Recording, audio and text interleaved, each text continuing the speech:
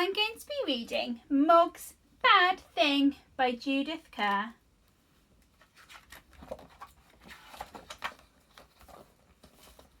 One day, Mog was coming home to her garden. She had been on a mouse hunt all night and she was very tired. Mog thought, I need a big sleep. But first, she went round her garden to see if it was just as she'd left it. The grass was still there, the flowers were still there, the tree was still there, and so was the lavatory behind the tree. Mog thought, that's all right then. It was starting to rain, so she went into the house. Mr. Bunce from the pet shop was there with Mr. Thomas. He said, Hello, Mog. All ready for the cat show tomorrow? Debbie said, There's going to be a cat show in our garden, Mog, and you can be in it. What if it rains? Said Nicky. All the cats will get wet. No, said Mr. Bunce, because I'm going to put up a big tent and the cat show will be inside it. Debbie said, Perhaps Mog will win a prize. Mr. Thomas looked at Mog and Mog looked back at him. He said, Well, you never know. Mog had had her breakfast and went to have her big sleep. It was a very big sleep. It was so big that she only woke up after everyone else had gone to bed. Mog thought, Now for another mouse hunt. But when she looked out and she had a terrible shock. Her garden had disappeared. The grass had disappeared. The flowers had disappeared. The tree had disappeared. And worst of all, her lavatory behind the tree. Instead, there in the dark, was a big, white, flappy, floppy thing. The flappy, floppy thing moved in the wind. It went flap, flap, flap. It went flap, flap, flap, with a loud, flappy noise. Mog thought, I'd better run. Then she thought, but I want my lavatory. Suddenly, the flappy, floppy thing flapped right at her. It nearly caught her nose. Mog ran. She ran back into her house. She ran through all the rooms in case the flappy, floppy thing was coming after her. She thought, what shall I do? What shall I do? And then Mog did a bad thing. She did not mean to do it, but she did it. She did it in Mr. Thomas's chair. Then she hid under the sofa where the flappy floppy thing couldn't get her. She was too upset to think any more, so she went back to sleep. She woke up in the morning to a great noise. It was a shouting noise and Mr. Thomas was doing the shouting. He shouted, Look what that horrible cat has done in my chair. Where is that horrible cat? Just wait till I find her. Mog did not want Mr. Thomas to find her. When no one was looking, she ran out from under the sofa and out of the room and to the very top of the house. She thought, no one will ever find me here. I'll stay here forever and ever and I'll never go downstairs again. She said she was very sad. But downstairs they were all too busy to think about Mog. Mr. Bunce had come to get ready for the cat show. He fixed a hole in the tent where rain was coming through. Then he put out a table for the cats to sit on and chairs for the cat's people. Debbie said, It's time Mog got ready too. Where is she?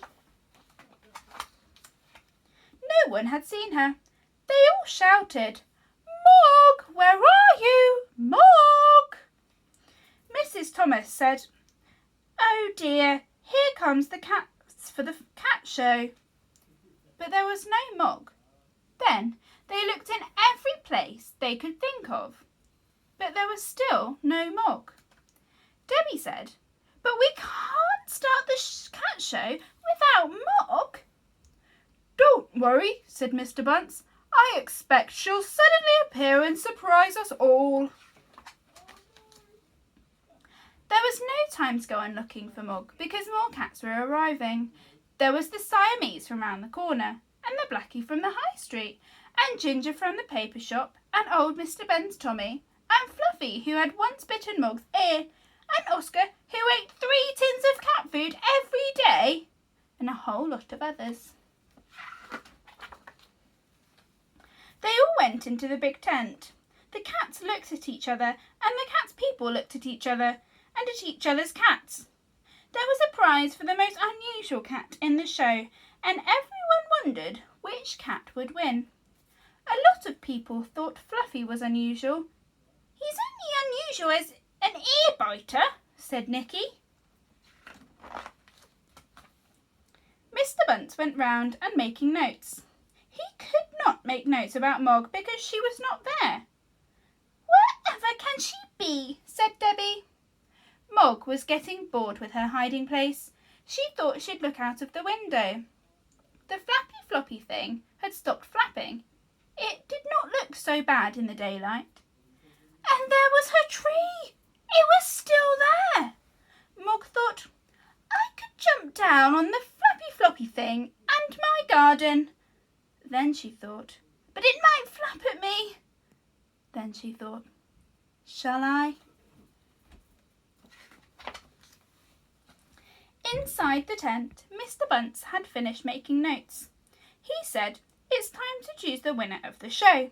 We can choose Bertie, who has the unusual eyes, or Oscar, who is unusually big, or Fluffy, who is unusually furry, or Min, who is unusually, well, unfurry, or Mrs. Pussy, who had had a very unusual number of kittens."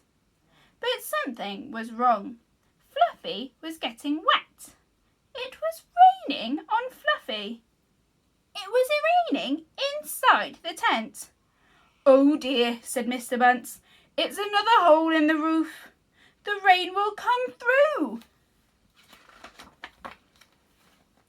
But then something more than rain came through.